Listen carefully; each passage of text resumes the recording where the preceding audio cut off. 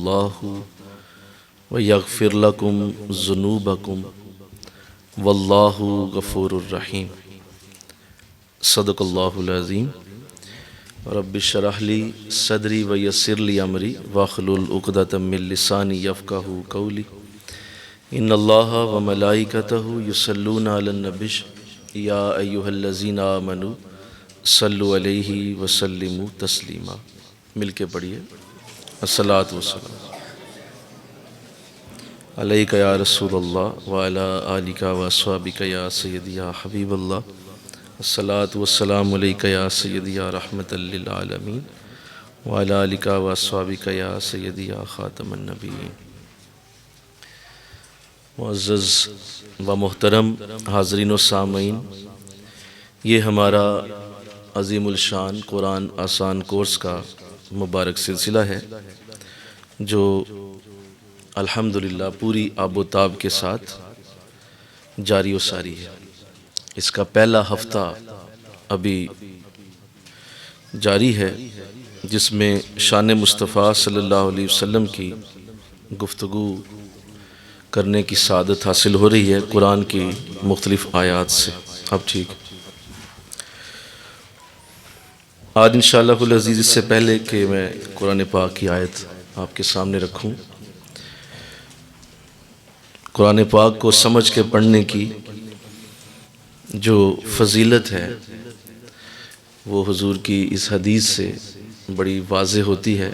آپ نے ارشاد فرمایا، قرآن کو سمجھ کے پڑھنے والا معزز فرشتوں کی طرح ہے۔ تو ایک تو اسے فرشتہ کہا ان معنوں میں کہ اس سے گناہ امید نہیں ہوں گے، کیونکہ فرشتے گناہوں سے پاک ہوتے ہیں۔ امید ہے اللہ اسے ایسی زندگی دے گا جس طرح فرشتوں کی زندگی ہے، ایک کہ وہ گناہ نہیں کرتے، اور دوسرا وہ اللہ کے ہر حکم کو بغیر کسی وقفے کے تعمیل میں لے کے آتے ہیں۔ دو عادتیں ہوتی ہیں فرشتوں کی، ایک عادت یہ ہے کہ وہ اللہ کا ہر حکم پورا کرتا ہے، اور دوسری عادت یہ ہے کہ وہ گناہ نہیں کرتا۔ تو حضور اسلام نے قرآن کو سمجھ کے پڑھنے والوں کے لیے کیا خوبصورت بات کہی کہ وہ فرشتوں کی طرح ہو جائے گا، اور دوسرا یہ بھی کہا کہ فرشتوں کی بھی بہت ساری قسمیں ہیں، کیونکہ فرشتے دوزخ کے بھی تو فرشتے ہیں، بولو وہ بھی تو فرشتے ہی ہیں جو دوزخ میں ہیں اور وہ دوزخ کے کاموں کو سر انجام دے رہے ہیں۔ بہت سارے فرشتے موت کے حوالے سے ڈیوٹی دیتے ہیں، بہت سارے فرشتے رزق کے حوالے سے ڈیوٹی دیتے ہیں، بہت سارے فرشتے سورج کو جو ہے وہ کھینچ کر اس کو مغرب اور مشرق میں لے کے جا رہے ہیں، بہت سارے چاند کے ساتھ جڑے ہیں۔ تو پوری کائنات میں اللہ نے فرشتوں کی ڈیوٹیاں مختلف جگہوں پہ لگائی ہیں۔ تو حضور نے یہ بھی خوبصورت بات کر دی کہ وہ عام فرشتوں کی طرح نہیں ہوگا، وہ معزز فرشتوں کی طرح ہے جو اللہ کے عرش کے قریب رہتے ہیں، جو اللہ کے عرش کے قریب جنہیں اللہ رکھتا ہے، اور ان کو اس عرش کے نور سے ہر وقت فیضیاب ہونے کا موقع ملتا رہتا ہے۔ تو دیکھیے قرآن کو سمجھ کے پڑھنا کتنا بڑا درجہ ہے کہ اللہ معزز فرشتوں کی طرح کا اس شخص کو انداز اختیار کرنے کی سعادت عطا کرے گا جو قرآن کو سمجھ کے پڑھے گا۔ اللہ توفیق دے، آمین کہو۔ سورہ آل عمران میں آج آیت نمبر 31، بڑی مشہور آیت، بڑی ہی خوبصورت، بڑی ہی اعلیٰ، اور آقا علیہ السلام کی شان کریمہ کو بیان کرنے کے لیے اس آیت سے بڑی خوشبو اٹھتی ہے، بڑا ہی خوبصورت یہ بیان ہے، اور آقا علیہ السلام کی محبت کا یہ انداز جو یہاں اس آیت میں اللہ نے پیش فرمایا ہے، اس کا کوئی جوڑ آپ کو نظر نہیں آئے گا۔ یہ آیت اپنی جگہ ایک یونیک آیت ہے، گو ہر آیت ہی قرآن کی بڑی خوبصورت ہے، لیکن یہ آیت کریمہ جو آج پڑھانے کی سعادت مل رہی ہے، اس کو 3 درسوں کے بعد اس لیے رکھا گیا کہ اس سے پہلے آپ سب کے ذہنوں میں حضور کا پیار، حضور کی محبت کا ایک بنیاد والا معاملہ بن چکا ہو، تو پھر یہ آیت پڑھائی جائے، کیونکہ ہر آیت جو ہے وہ شروع میں پڑھانے والی نہیں ہوتی، اور ہر آیت کا انداز ویسا نہیں ہوتا کہ آپ کو پہلے ہی دن اسے پڑھا دیا جائے۔ اللہ نے قرآن میں ایسی آیات رکھی ہیں کہ جن کو سمجھنے کے لیے علماء کے در پہ جانا ضروری ہوتا ہے۔ تو لہذا اس لیے کچھ دن صبر کیا گیا، 3 دروس کے بعد اس آیت کو رکھا گیا ہے۔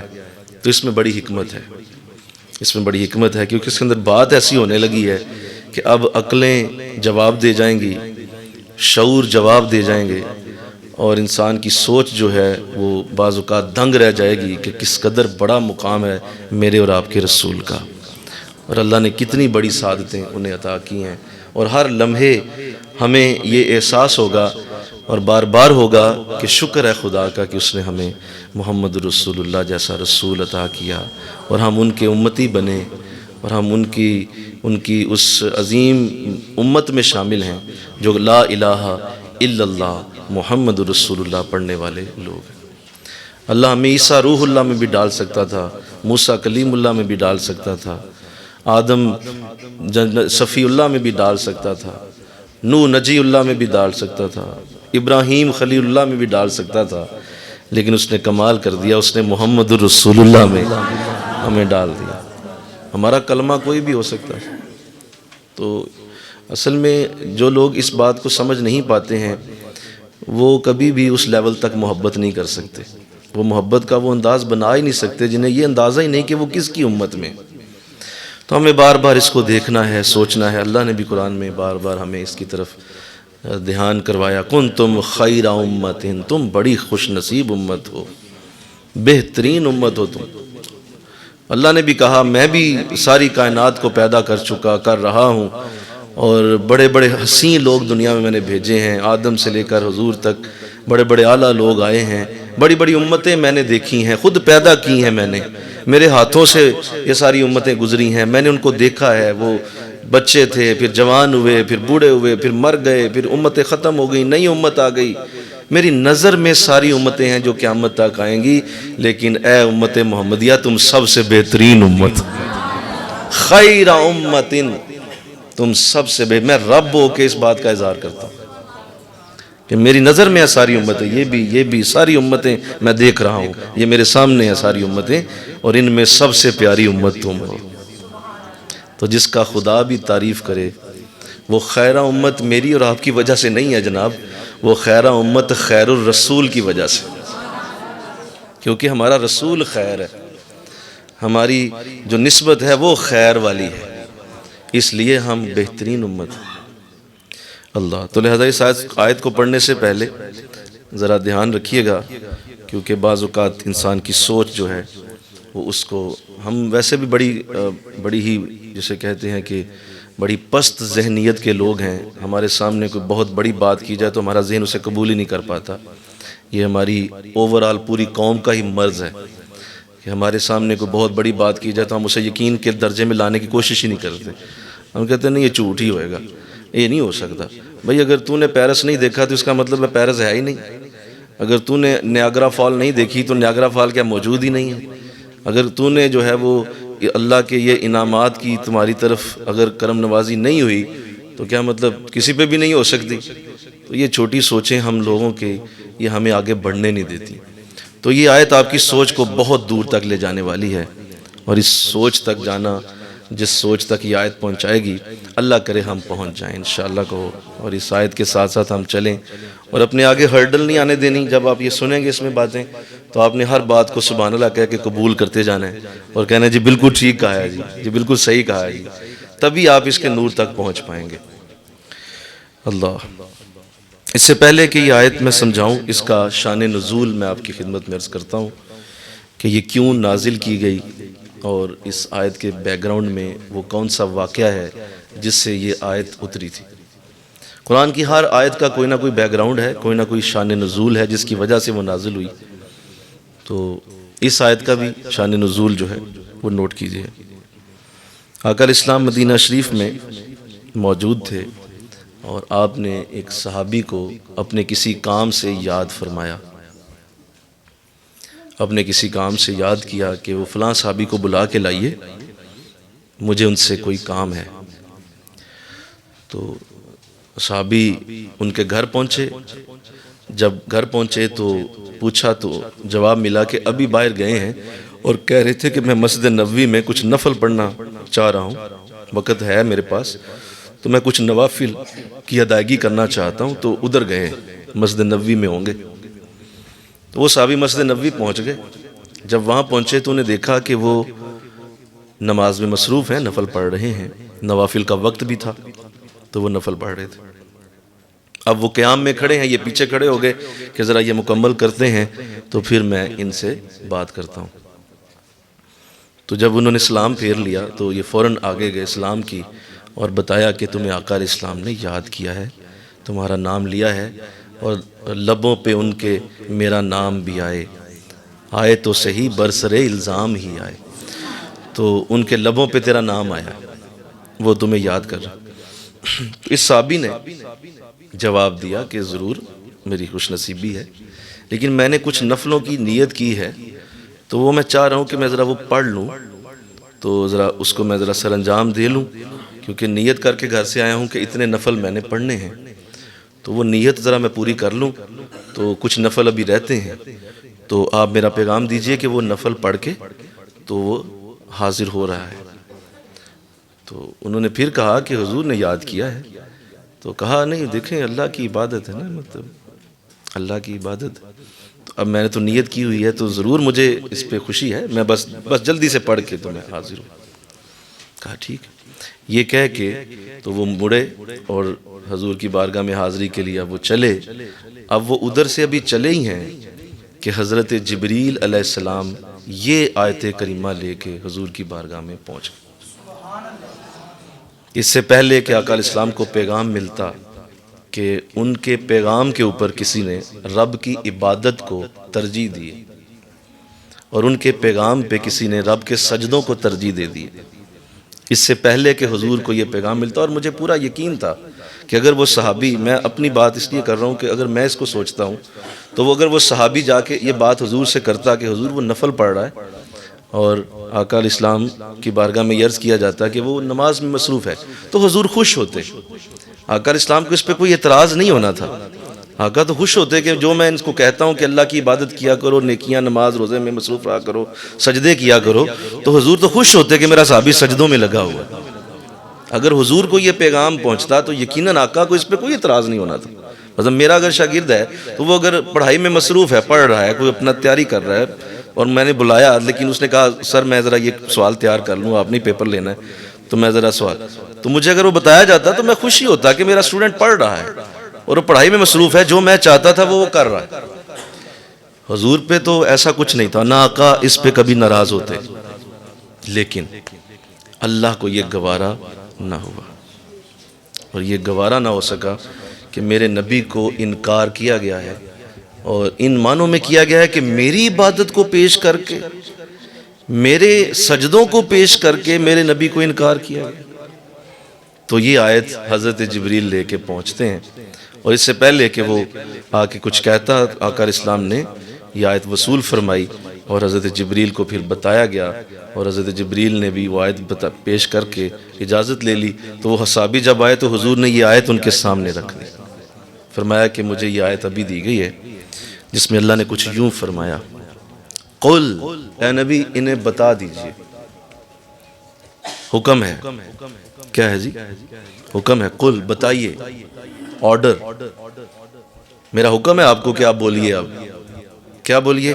ان کنتم تحبون اللہ، اگر تمہیں اللہ سے محبت ہے، ان کنتم، اگر ہے محبت اللہ سے، اگر اللہ سے پیار کرتے ہو، یہ نفل ہیں، یہ اس کا حج ہے، عمرہ ہے، نیکیاں ہیں، یہ سارے میرے احکامات ہیں، قرآن کے اندر میں نے بڑی خوبصورت احکامات کی پوری لسٹ دی ہے، یہ سارے پورا کرنا چاہتے ہو، مجھ سے پیار ہے تمہیں اللہ کی بڑی محبت چڑھی ہوئی ہے، بڑا پیار ہے تمہیں اللہ سے، ان کنتم، اگر ہے، اگر تمہیں واقعی ہے، فاتبعونی، مل کے کہو سبحان اللہ، فاتبعونی، پھر سنو، فاتبعونی،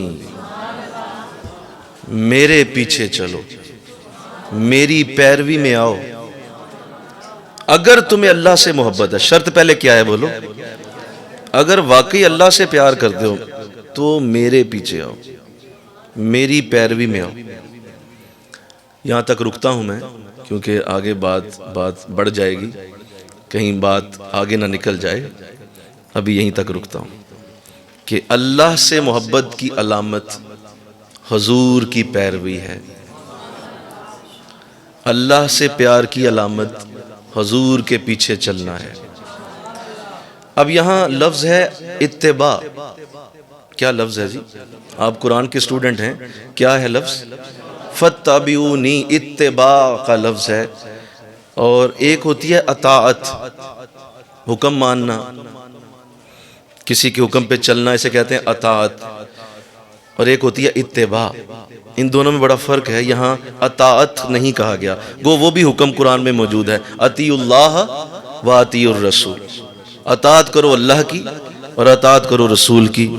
تو حکم وہ بھی ہے، لیکن میں ابھی یہاں اس آیت میں ہوں تو یہاں حکم اطاعت کا نہیں ہے جی، یہاں حکم اتباع کا ہے۔ تو اطاعت میں اور اتباع میں فرق ہے، وہ فرق سمجھنا ہے۔ اطاعت چاہتے نہ چاہتے ہوئے ماننے کو کہا جائے گا، ہر صورت ماننے کو کہا جائے گا اطاعت۔ دل نہیں کر رہا پھر بھی مانو، دل نہیں کر رہا نماز پڑھنی پڑے گی، فرض ہے۔ دل نہیں کر رہا رمضان آ گیا، روزے رکھنے ہوں گے آپ کو۔ یہ کیا ہے بولیے؟ اطاعت۔ مانو یا نہ مانو کرنا ہے، اور حکم ہے اس حکم کو پورا کرنا ہوگا، اسے اطاعت کہیں گے۔ لیکن جب اس اطاعت کے اندر محبت شامل ہو جائے تو وہ اتباع بن جاتی ہے۔ اطاعت پلس محبت، پیار، عشق اگر مل جائے تو اسے اتباع کہا جائے گا، اور وہ لفظ بدل جائے گا۔ یہاں قرآن میں اللہ نے اتباع کا لفظ دیا ہے کہ تمہیں حضور کی اطاعت نہیں، اب یہ اطاعت سے بہت آگے ہے، یہ اطاعت سے بہت بڑا درجہ ہے۔ اطاعت تو بہت پیچھے رہ گئی جناب، اب آپ نے اتباع کرنی ہے، قدموں پہ قدم رکھنا ہے۔ اتباع کہتے ہیں کسی کے پیچھے پیچھے چلنا، چاہے اس نے حکم دیا یا نہیں دیا۔ حکم دیا ہے تو اطاعت ہے، دیا یا نہیں دیا ہے تو اتباع ہے۔ اسے اتباع کہتے ہیں کہ مجھے انہوں نے کہا تو نہیں، لیکن کروں گا وہی جو وہ کر رہے ہیں۔ انہوں نے حکم تو نہیں دیا، لیکن کروں گا وہی جو وہ کر رہے ہیں، اسے اتباع کہتے ہیں۔ اللہ، ابھی آگے نہیں جاؤں گا، ابھی یہیں تک ہوں تاکہ آپ اس کو اچھی طرح ذہن نشین کر لیں۔ اور میں ابھی آپ کی توجہ چاہتا ہوں، ایک صحابی رسول تھے، تو آقا علیہ السلام کی خدمت میں حاضر ہوئے، اور اس وقت آقا علیہ السلام جب تشریف رکھے ہوئے تھے تو آپ کے سامنے کے یہ بٹن، یہ والے، یہ کھلے ہوئے تھے، اور گرمی شدت ہے، عرب میں شدت کی گرمی ہوتی ہے، تو ان بٹنوں کو حضور نے کھولا ہوا تھا۔ تو اس نے آپ کو ایسے دیکھا، ساری زندگی بٹن بند ہی نہیں کیے۔ مل کے کہو سبحان اللہ، ساری زندگی قمیض کے بٹن نہیں بند۔ کہیں حکم ہے اس کا؟ کہیں لکھا ہوا ہے کہ قمیض کے بٹن بند نہیں کرنے یا کرنے ہیں؟ لیکن حضور کو ایسے دیکھا، ساری زندگی اسی طرح کی۔ اسے اتباع کہتے ہیں، یہ ہے اتباع۔ اللہ، آقا علیہ السلام کی نظر ایک صحابی کے ہاتھ میں پہنی ہوئی انگوٹھی پہ پڑتی ہے، سونے کی انگوٹھی پہنی ہوئی ہے، چہرے کے اوپر تھوڑے سے آثار آئے، غصے کا اظہار زبان سے نہیں کیا، لیکن چہرے پہ تھوڑا سا جلال آیا، کیونکہ مردوں کو میرے نبی نے باقاعدہ حدیث کے ذات سونا پہننے سے منع فرمایا۔ عورتوں کے لیے اس کو جائز رکھا گیا، مردوں کے لیے دنیا میں سونا پہننا حرام ہے۔ ہاں وہ رکھ سکتا ہے، بینک میں رکھے گا، گھر میں رکھ لے، لیکن اس کو پہننا منع ہے۔ اسی طرح ریشم بھی آقا علیہ السلام نے مردوں کے لیے منع فرمائی، تو لیکن آپ نے اظہار نہیں کیا۔ چہرہ ہوا ایسے تو اظہار نہیں کیا، اس نے بھی محسوس نہیں کیا، اس کو پتہ ہی نہیں چلا۔ کسی اور صحابی نے اس کو محسوس فرمایا۔ حضور جب اٹھے، مجلس برخاست ہوئی، تو وہ جا کے ان سے کہنے لگے کہ کیا تم نے دیکھا کہ حضور نے تمہاری انگوٹھی کے اوپر نظر پڑتے ہوئے کیا عمل فرمایا؟ اس نے کہا نہیں۔ اس نے کہا کہ میں نے دیکھا کہ آقا کے چہرے پہ غصے کی کیفیت پیدا ہوئی، لیکن حضور محبت اور پیار سے لبریز ہیں، لہذا آپ نے اس کا اظہار نہیں کیا، لیکن میں نے دیکھا کہ ان کے چہرے پہ غصہ آ گیا۔ فوراً وہ انگوٹھی اتار کے رکھ دی زمین پہ۔ کہا ٹھیک۔ تو اٹھ کے جانے لگے تو کہا بھائی اس کو لے جاؤ، جا کے بیوی کو دے دینا، بہن کو دے دینا، ان کے لیے تو جائز ہے نا، یہ یہاں پڑی رہے گی، کیا کر رہے ہو؟ تو کہا جس پہ میرے نبی پہ کہ غصے کی نظر پڑی ہے، میں وہ شے میں اپنی ساری زندگی کے لیے حرام کرتا ہوں، میں اسے استعمال ہی نہیں کروں گا۔ میں ابھی کہہ رہا ہوں کہ آپ کی عقلیں ابھی بہت آگے جانے والی ہیں، اور اب معاملات بہت آگے جائیں گے، اور اس طرح کی گفتگو ہے اس آیت کے اندر کہ انسان کی چھکے چھوٹ جائیں کہ اس کی سوچ اور سمجھ کہاں کس طرح جواب دے گی، کہ جو حضور نے کیا اور جس طرح کا عمل آقا علیہ السلام کے سامنے پیش ہوا، اور صحابہ جس طرح کا عمل حضور کی اتباع میں کر گئے، اس کے اوپر کس طرح سے ہم دلیلیں پیش کریں، کون سی آیت لائیں، کون سی حدیث لائیں۔ اللہ تو کہا پہلے تو یہ ذہن میں رکھ لو کہ اگر تمہیں مجھ سے میری پیروی کرنی ہے تو اس صورت میں ہوگی کہ تمہیں اللہ سے اگر محبت ہے تو میری پیروی میں آؤ۔ تو یہاں پہ مفسرین نے ایک جملہ لکھا ہے کہ اللہ تک جانے کے سارے راستے بند ہو چکے ہیں سوائے حضور علیہ السلام کے۔ حضور اس کا اظہار کر رہے ہیں کہ اگر تمہیں اللہ سے محبت ہے، اللہ تک جانا چاہتے ہو تو وہ راستہ میرے پاس ہے، تمہیں مدینہ کی گلی سے گزرنا ہے، تمہیں یہاں سے گزرنا ہوگا، نہیں تو بات نہیں بنے گی۔ اللہ اب جب یہ کہا تو اب اگلے حصے میں اللہ نے اپنی بارگاہ سے اب حضور کی اتباع کی برکت اتاری ہے، اور ذرا سنیے کہ آیت کو کس طرح سے ترتیب دی گئی، کہاں سے کہاں تک پہنچایا کہ اتباع کر لو گے تو اس کے بعد اب میں کیا کروں گا۔ درمیان میں واو بھی نہیں ہے کہ وقفہ ہوتا، اور درمیان میں آیت کو ختم بھی نہیں کیا کہ اگلی آیت سے شروع ہوتا مضمون، اسی مضمون کو جاری رکھتے ہوئے فَاتَّبِعُونِي يُحْبِبْكُمُ اللَّهُ، جس لمحے تم میری اتباع میں آؤ گے اسی لمحے میں اللہ تم سے محبت شروع کر دے گا، اسی لمحے میں عین وہی وقت اللہ کی محبت کا شروع ہوگا۔ ایک طرف تھا تم اللہ سے محبت کرتے ہو، پہلے تھا اگر تم کرتے ہو تو پھر میرے پاس آؤ گے تو پھر تمہیں نہیں کرنی پڑے گی، اللہ خود تم سے محبت کرے گا۔ یحببکم اللہ، اللہ تم سے پیار کرے گا۔ اس سے یہ ثابت ہوا کہ محبوب خدا کا درجہ اتنا بڑا ہے کہ جو ان کے ساتھ لگا وہ بھی محبوب خدا ہوا، جو ان کے ساتھ قریب ہوا وہ بھی محبوب خدا کے درجے میں جا، اللہ اس سے بھی محبوب ہوگا، اللہ اس سے پیار کرے گا، محبت کرے گا۔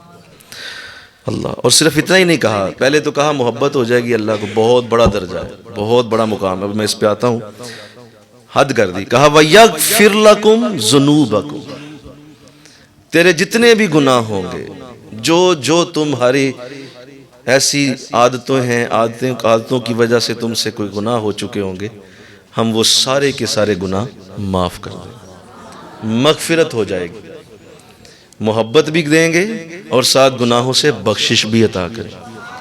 اور آج جب ختم کی ہے تو حد کر دی ہے واللہ غفور الرحیم، اللہ تمہارے لیے غفور بھی بن جائے گا، یعنی مغفرت کرے گا، گناہ معاف ہو جائیں گے، اور پھر رحیم بھی ہو جائے گا۔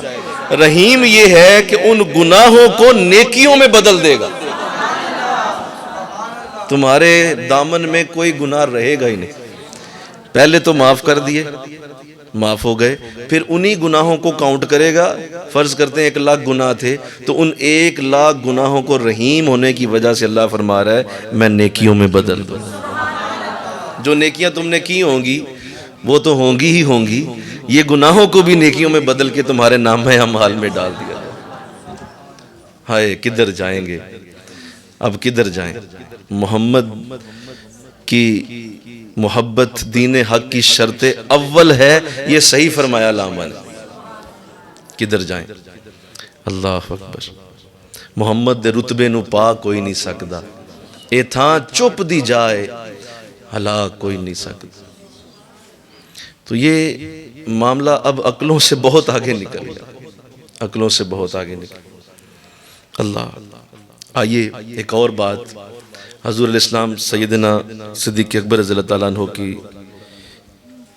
سنگت ہے اور دونوں ایک جگہ تشریف رکھتے ہیں کہ تنہائی میں حضور نے یہ سوال حضرت ابوبکر رضی اللہ تعالیٰ عنہ سے فرمایا کہ ابوبکر یہ بتائیے کہ آپ کو مجھ سے زیادہ محبت ہے یا اللہ سے؟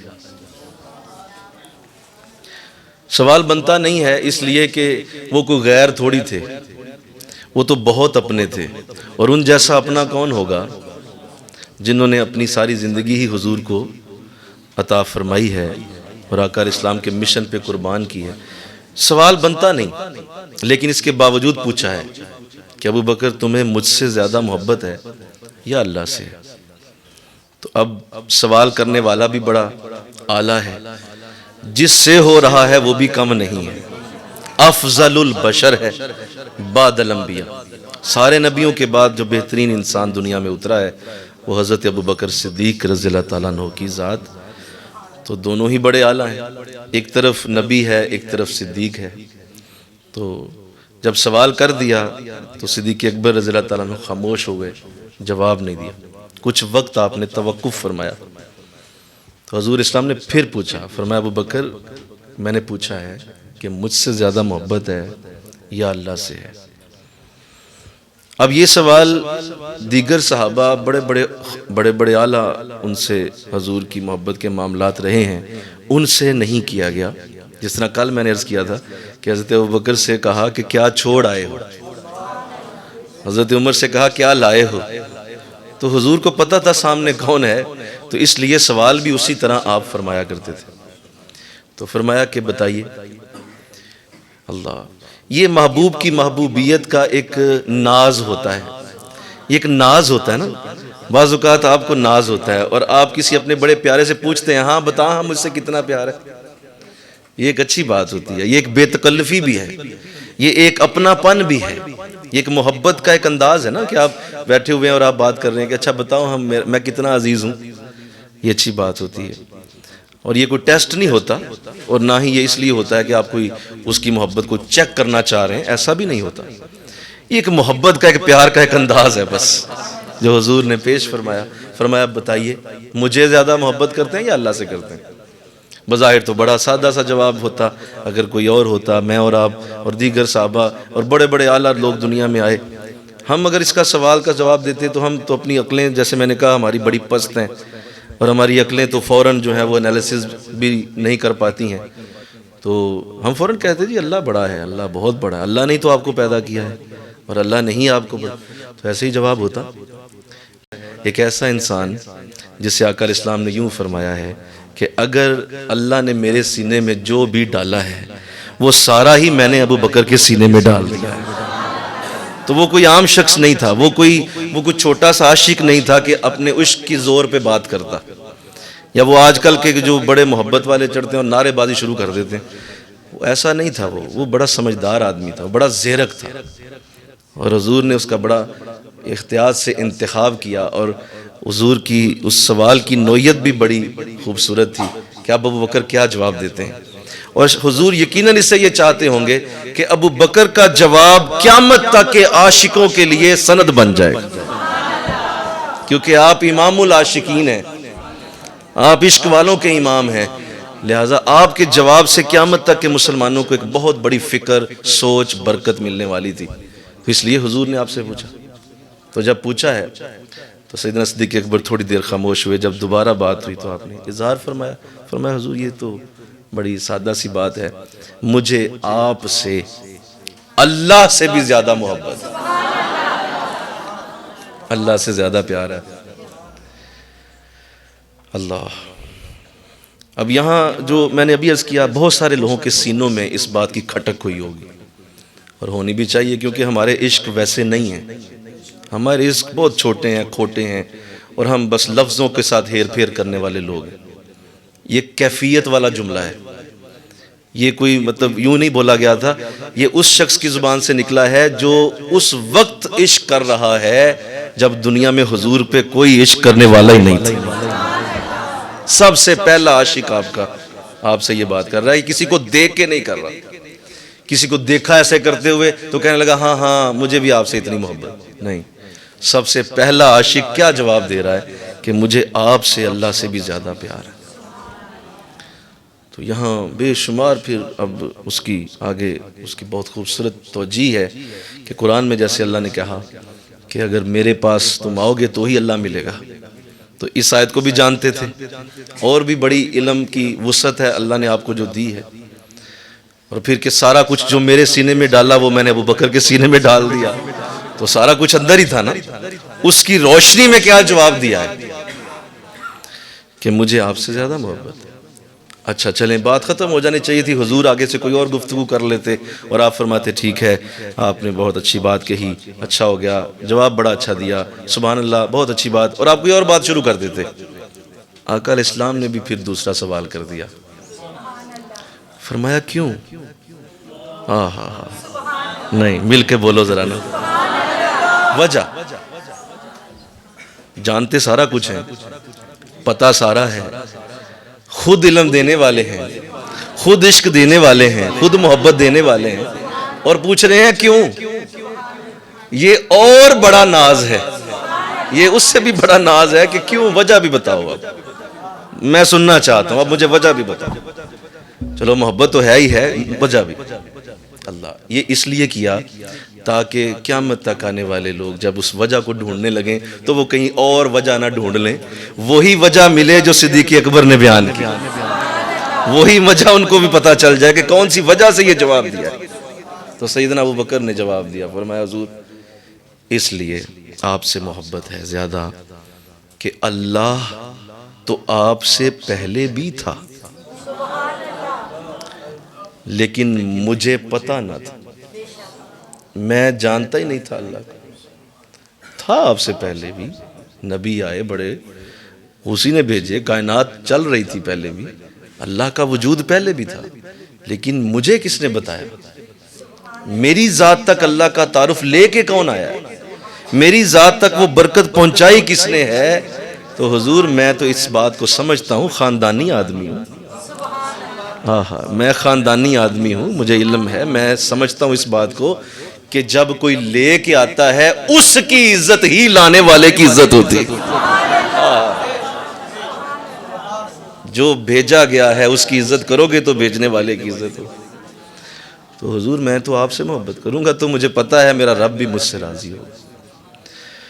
تو پتہ چلا کہ حضور سیدنا صدیق اکبر بھی قرآن کی اسی آیت کی تفسیر فرما رہے ہیں کہ اگر حضور ہوں گے تو یحببکم اللہ ہوگا، آقا علیہ السلام کی ذات کریمہ سے محبت ہوگی تو ہی اللہ سے پیار اور اللہ کی محبت ثابت ہوگی، ورنہ کسی سجدے، کسی بھی قسم کی عبادت، نیکی اور ریاضت تمہیں کسی کام نہیں آئے گی جس کے اندر عشق رسول نہ ہو۔ سنو میں ایک بات کر دوں، جس عبادت کے اندر عشق رسول نہ ہو وہ پوجا تو ہو سکتی ہے، عبادت نہیں ہو سکتی۔ عبادت تب بنے گی جب اس میں عشق رسول ڈالو گے، اس کے اندر عشق رسول ڈالو گے تب وہ عبادت بنے گی۔ اللہ، لہٰذا یہ میں نے امام العاشقین کی بہت اعلیٰ بات آپ کے سامنے پیش کر دی۔ آئیے اب اس شخص کی بات کرتے ہیں جو حضور علیہ السلام کو بڑا محبوب ہے، اور آقا علیہ السلام نے انہیں یوں فرما کے حد کر دی، لو کان بعد نبیا لکان عمر ابن الخطاب، اگر میرے بعد کوئی نبی آنے کی گنجائش ہوتی تو عمر نبی ہوتے۔ تو حضرت عمر جو ذہین و فتین، سمجھداروں کے بھی سمجھدار، با حوصلہ با شعور انسان، حضور کی اس تمام سنگت کے اندر جس شخص کے اوپر آقا علیہ السلام کا اعتماد اتنا بڑا تھا کہ آپ فرمایا کرتے تھے عمر کی زبان پہ حق بولتا ہے، جو کہتا ہے ٹھیک کہتا ہے، جو سنو گے صحیح بولے گا، جہاں بات عمر کی آ جائے چپ ہو جاؤ، اس لیے کہ عمر بول رہا ہے۔ تو بہت بڑا مقام تھا۔ حضور نے یہ سوال حضرت عمر سے کیا ہے، لیکن انداز جدا ہے۔ وہاں انداز یہ تھا کہ مجھ سے ہے یا اللہ سے، یہاں انداز یہ تھا کہ اے عمر بتائیے مجھ سے کتنی محبت کرتے ہیں؟ مل کے کہو سبحان اللہ۔ سمجھ رہے ہیں بات؟ انداز وہ نہیں ہے، بدل گیا۔ مجھ سے کتنی محبت ہے؟ تو حضرت عمر رضی اللہ تعالیٰ عنہ فوراً جواب دیا، کوئی توقف نہیں کیا، فوراً جواب دیا، حضور اس دنیا کے ہر انسان سے زیادہ، ہر شخص سے زیادہ مجھے آپ پیارے ہیں۔ مجھے آپ اس دنیا میں سب انسانوں سے زیادہ محبوب ہیں، میں آپ سے زیادہ پیار کرتا ہوں۔ اللہ۔ تو حضور نے اب ان سے بھی سوال کیا، جس طرح ان سے کہا کیوں، انہیں پوچھا کیا اپنی جان سے بھی؟ حضور کیا کر رہے ہیں؟ حضور اس آیت کی تفسیر فرما رہے کہ میرے صحابہ کہیں ادھر ادھر نہ ہو جائیں۔ ہر صحابی کو لائن پہ لا رہے ہیں، ہر صحابی کا راستہ درست کر رہے ہیں، اور ان کا بھی راستہ درست کر رہے ہیں جو پہلے ہی درست راستے تھے، جن کا راستہ پہلے ہی ٹھیک تھا ان کا راستہ بھی ٹھیک ہو رہا ہے۔ کہا اپنی جان سے بھی؟ تو حضرت عمر رضی اللہ تعالیٰ تھوڑی دیر کے لیے یوں سر جھکایا، سینے کی طرف دیکھا، سر اٹھایا، فرمایا حضور پہلے تو نہیں تھا، لیکن اب اپنی جان سے بھی زیادہ محبت ہے۔ توجہ کی نا آقا نے، توجہ فرمائی آپ کے سینہ مبارک پہ، فرمایا ہاں اب آپ کی ذات مجھے اپنی جان سے زیادہ عزیز۔ اللہ۔ حضرت علی المرتضیٰ شیر خدا رضی اللہ تعالیٰ عنہ کی بات میں کس طرح کروں، میرے پاس لفظ کم پڑیں گے۔ آپ کی ہستی کا جو انداز ہے وہ بڑا جدا ہے، اور آپ اپنے بارے میں کہا کرتے تھے کہ لوگوں مجھ سے حضور کی محبت کا کیا پوچھتے ہو، اور مجھ سے آقا الاسلام کی محبت کے بارے میں کیا پوچھتے ہو؟ مجھے آقا گرمیوں میں سخت پیاس لگی ہو تو ٹھنڈے پانی سے بھی زیادہ آپ محبوب ہیں۔ گرمیوں میں ٹھنڈا پانی اور سخت پیاس کا عالم ہو تو بتاؤ وہ ٹھنڈا پانی کیسا لگتا ہے؟ فرمایا مجھے اس سے بھی زیادہ۔ اللہ اکبر۔ تو یوں آقا الاسلام کی محبت ایک ضرب المثل، اور اس حوالے سے بغیر کسی دلیل کے اس حوالے سے یہ اس مقام پہ کھڑی ہے کہ اسی سے ساری محبتیں جنم لیں گی، اسی سے سب کے پیار جنم لیں گے، اور اللہ کا پیار بھی اسی سے ظاہر ہوگا۔ اللہ اکبر۔ کیوں نہ کی جائے آقا علیہ السلام سے محبت؟ اس لیے کہ آپ واقعی محبت کے قابل ہیں، اور آپ کی اتباع کرنی ہی چاہیے، کیونکہ آپ جیسی اتباع ہوگی تو ہی معاملات بہتر رہیں گے۔ آپ کی محبت ہم سب کے لیے ہماری ضرورت بھی ہے۔ ہم اپنے جسم میں، یہ سنو میری بات، ہم اپنے اس جسم میں، اپنے اس دنیا کے معاملے کے اندر حضور کی مدد کے محتاج ہیں۔ آقا کی مدد کے بغیر ایک سانس بھی اندر باہر نہیں ہو سکتا۔ یہ پوری کائنات جو ہے یہ صرف اور صرف حضور کے وجود مسعود کی وجہ سے قائم ہے، اور یہ سارے کا سارا عالم آپ جو دیکھ رہے ہیں اور جو میں دیکھ رہا ہوں، یہ سارے عالم کی جتنی بھی جان ہے وہ حضور کے ہاتھوں میں ہے۔ اور اس کی مثال معراج ہے۔ جو ہی آقا علیہ السلام یہاں سے نکلے تھے تو کیا ہوا؟ سارا نظام رک گیا، ایک گھڑی کے سیل کی طرح، جس طرح سیل نکال لو گھڑی رک جاتی ہے، سارا نظام رکا۔ اگر یہ نظام خود چل رہا ہوتا، ہاں مل کے کہو سبحان اللہ، تو معراج پہ حضور گئے ہوئے تھے، پیچھے سے چلتا رہتا، پیچھے سے سورج چڑھتا رہتا، غروب ہوتا رہتا، رات ہوتی رہتی، دن ہوتا رہتا، دنیا چلتی رہتی، پرندے درخت ہوائیں فضائیں سمندر دریا موجیں رواں رہتی، ندیاں چلتی رہتی، سب کچھ ہوتا رہتا۔ اگر حضور نہیں تھے ایسے تو پھر کائنات کو رکنے کی ضرورت کیا تھی؟ جب آقا اس دنیا سے جو ہی نکلے ہیں وہ کائنات وہیں رکی، یہاں تک کہ حضور جب آئے تو وہ چلتا پانی اس بات کی گواہی تھا کہ حضور آپ آئے ہیں تو مجھے بھی رفتار مل گئی ہے۔ وہ بستر کی گرمی بتا رہی تھی کہ سورج بھی ابھی شروع ہوا ہے۔ اور وہ کنڈی جو حرکت کر رہی تھی وہ بتا رہی تھی کہ ابھی ابھی ہوائیں چلنا شروع ہوئی ہیں. حرکت بھی کائنات کی، گرمی بھی اور پانی کی روانی بھی حضور آپ آئے ہیں تو شروع ہوئی ہے. تو اس کا مطلب یہ ہوا کہ آپ ہمارے وجود کے لیے ضروری ہیں. یہ میرا اور آپ کا وجود جو ہے یہ اصل میں حضور کے وجود کی خیرات ہے. ہمیں آپ کے لیے پیدا کیا گیا ہے اور ہمارا وجود آپ کی وجہ سے قائم ہے. اللہ اکبر. ان کی رحمت نہ ہو درمیاں میں، ابھی آگ لگ جائے دونوں جہاں میں. یہ رحمت ان کی ہے جو روکے رکھے ہوئے ہے، ورنہ سارا جہان جو ہے وہ ختم کر دیا. تو میں پہلی بات اس لیے یہ کر رہا ہوں کہ یہ جو اتباع کروائی جا رہی ہے اور اس کے بعد جو اللہ کہہ رہا ہے محبت دوں گا، وہ اس لیے ہے کہ آقا علیہ السلام کا وجود ہم سب کے لیے وہ ضروری ہے. ایک تو یہ بات ہو گئی. دوسری بات یہ ہے کہ ہمیں آقا علیہ السلام کی مدد بھی بڑی چاہیے. سب سے پہلے تو ہمیں قبر میں آپ کی مدد کی بڑی ضرورت ہے. وہ جو قبر کے 3 سوال ہونے ہیں، ان میں پہلے دونوں سوالوں پہ اللہ نے کوئی جواب مانگا ہے نہ کوئی دے گا، تو اس کو بھی چھوڑ دیا گیا ہے. پہلے دونوں سوال جانے دیے گئے. تیرا دین کیا ہے؟ کوئی مسئلہ نہیں، اگر کوئی بولے گا تو ٹھیک ہے، نہیں بولے گا تو اگلا سوال ہے، کوئی مسئلہ نہیں ہے. تجھے پوچھا جا رہا ہے کہ تیرا دین کیا ہے، لیکن اس کو جواب نہیں آ رہا ہے تو اس پہ فیصلہ نہیں ہوا. کہا ٹھیک ہے اگلا سوال کر لو. تو اس کے بعد جب تیسرے سوال پہ بات آتی ہے تو وہیں پہ بات ختم ہوگی. چوتھا کوئی سوال نہیں ہے. یہ جو سامنے شخص کھڑے ہیں ان کے بارے میں تو دنیا میں کیا کہا کرتا تھا، بس اس پہ فیصلہ ہے.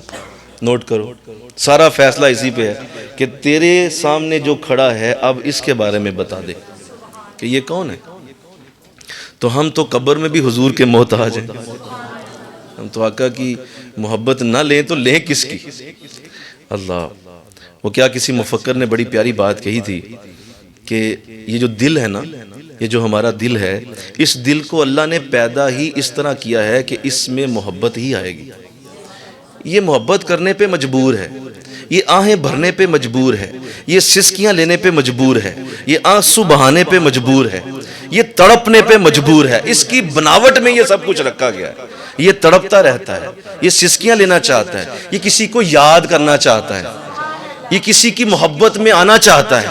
اس کو پیدا ہی ایسے کیا گیا. آپ اس دل سے اور کوئی کام لے ہی نہیں سکتے. اس کا کوئی کام نہیں سوائے تڑپ، سسکیاں، محبت، پیار، عشق. یہ بنا ہی اس کے لیے ہے.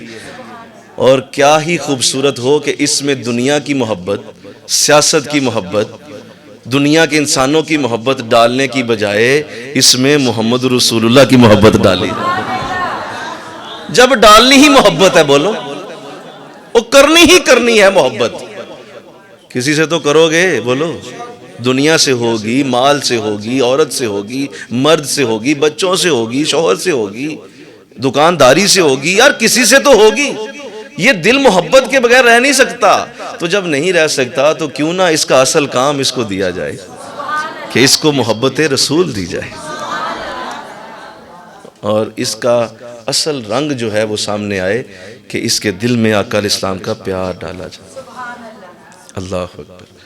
تو لہٰذا یہ اس لیے بھی ضروری ہے کہ ہم نے کرنی ہی کرنی ہے محبت، تو کیوں نہ حضور سے کی جائے. اور یحببکم اللہ، جو ہی اللہ سے محبت ہوئی تو وہ محبت رسول سے ہوئی. اب میری بات سمجھنی ہے آپ نے. محبت رسول سے اللہ کی محبت ہوئی. جب اس سے محبت آپ نے کر لی ہے تو اللہ سے بھی شروع ہو گئی ہے. میں پھر ایک بات کرنے لگا ہوں، ابھی بھی اس جگہ تک پہنچ رہے ہیں. جب وہ محبت شروع ہوئی تو اللہ سے محبت شروع ہوئی. جب اس سے کر لی ہے تو اللہ کی محبت شروع ہو گئی ہے. اب اس سے محبت کرتے رہیں گے تو اللہ سے بھی ہوتی رہے گی. یہ جدا محبتیں نہیں ہیں، یہ الگ الگ نہیں ہیں. اللہ سے علیحدہ کرو، محمد صلی اللہ علیہ وسلم سے علیحدہ کرو، حضور سے علیحدہ نہیں. یہ الگ الگ نہیں ہے، یہ ایک ہی ہیں، کیونکہ درمیان میں وقفہ نہیں ہے. کہا جو ہی تم میرے نبی کے پیچھے چلنا شروع ہو جاؤ گے میں رب ہو کے ایک لمحہ دیر نہیں کروں گا، اسی وقت میں تم سے محبت شروع کر دوں گا. میری محبت تمہارے ساتھ ہے. اللہ اکبر. قرآن میں ایک بڑا خوبصورت واقعہ آتا ہے کہ جب فرعون کے پاس موسیٰ علیہ السلام گئے تھے اور اس کے ساتھ جو مقابلہ ہوا تھا جادوگروں کو بلا لیا گیا، موسیٰ کو بھی بلا لیا گیا اور جادوگر سارے مل کے آ گئے۔ تو جو ہی دربار میں پہنچ گئے جادوگر، حضور سیدنا موسیٰ بھی پہنچ گئے، تو وہاں آتے ہی یہ بات کی گئی کہ حضرت موسیٰ کا جو لباس ہے وہ ہمارے مقابلے کے لیے موزوں نہیں ہے۔ یہ جو جادوگر ہیں انہوں نے جو لباس پہنا ہوا ہے یہ یہاں کے لباس جو یہاں مقابلے ہوتے ہیں ان کے مطابق ہے۔ تو موسیٰ سے بھی کہا گیا کہ آپ بھی یہ لباس پہنیں تاکہ مقابلہ صحیح جس طرح ہمارا اصول ہے ویسے ہو۔ تو آپ نے انکار فرما دیا، آپ نے فرمایا نہیں ایسا نہیں ہو سکتا، میں نبی ہوں، رسول ہوں، میں اپنا لباس نہیں اتاروں گا، جس طرح کا میرا لباس ہے یہی رہے گا، اگر کرنا ہے مقابلہ تو ٹھیک ہے، نہیں تو میں جاتا ہوں۔ تو فرعون نے کہا ٹھیک ہے پھر ایسا کرو، اصول نہ بدلو، جو لباس موسیٰ نے پہنا ہے وہی لباس جادوگروں کو پہنو تاکہ ایک جیسا ہو اور جو اصول ہے میرے دربار کا قائم رہے۔ ٹھیک ہے، وقفہ دیا گیا، لباس لائے گئے، موسیٰ کے لباس کے مطابق علیہ السلام وہ تمام جادوگروں کو لباس دے دیا گیا۔ جو ہی مقابلہ ہو گیا، خیر اس کے بعد قرآن بیان کرتا ہے کہ وہ سارے کے سارے جادوگر مسلمان ہو گئے، انہوں نے کلمہ پڑھ لیا موسیٰ علیہ السلام کا۔ حضرت موسیٰ علیہ السلام خوش بھی ہوئے کہ آیا تھا تو کچھ لے کے جا رہا ہوں۔ تو جب واپس جا رہے تھے تو اللہ سے کلام جب ہوا تو عرض کی مولا دل میں ایک سوال ہے کہ تو نے مجھے واضح کہا تھا اذهب الى فرعون، جا فرعون کی طرف، تو نے تو مجھے فرعون کی طرف بھیجا، میری توجہ بھی اس پہ تھی، میرا دھیان بھی اس پہ تھا، میری سوچ، میری دعا، میرا سارا کچھ اس کے ساتھ چل رہا تھا، لیکن وہ تو مسلمان ہی نہیں ہوا، مسلمان ہو گئے جادوگر۔ تو مولا یہ تو میری توجہ تو اس پہ تھی ساری، یہ ہوا کیا ہے؟ تو سنو کہ پیروی میں کتنی برکت ہے اور پیچھے چلنے میں کتنا بڑا معاملہ بنتا ہے۔ تو اللہ کی طرف سے جواب آیا ہے موسیٰ آپ نے بہت اچھا سوال کیا، سوال بنتا بھی ہے، جواب یہ ہے کہ ہم ایمان دینا چاہتے تھے موسیٰ، فرعون کو ہی دینا چاہتے تھے، لیکن جب ہمارا ایمان روانہ ہوا اس زمین کی طرف، اس حصے کی طرف جہاں پہ یہ مقابلہ ہو رہا تھا، تو جب وہ پہنچ گیا ایمان تو اس نے یہ دیکھا کہ نبی جیسا نظر کون آ رہا ہے۔ ایمان کو کوئی سانچہ چاہیے جس کے اندر وہ فٹ ہوتا ہے، تو وہ سانچہ جب اس نے دیکھا میں فٹ کہاں ہوں، تو اے موسیٰ تیرے جیسا لباس تو جادوگروں نے پہنا ہوا ہے۔ تو وہ ایمان جادوگروں کے دلوں میں جا پڑا۔ لہذا ہماری محبت تو پھر اس سے ہوگی نا جو تیرے جیسا ہوگا۔ اللہ، یہ ہے اتباع، اسے اتباع کہتے ہیں۔ اللہ اکبر۔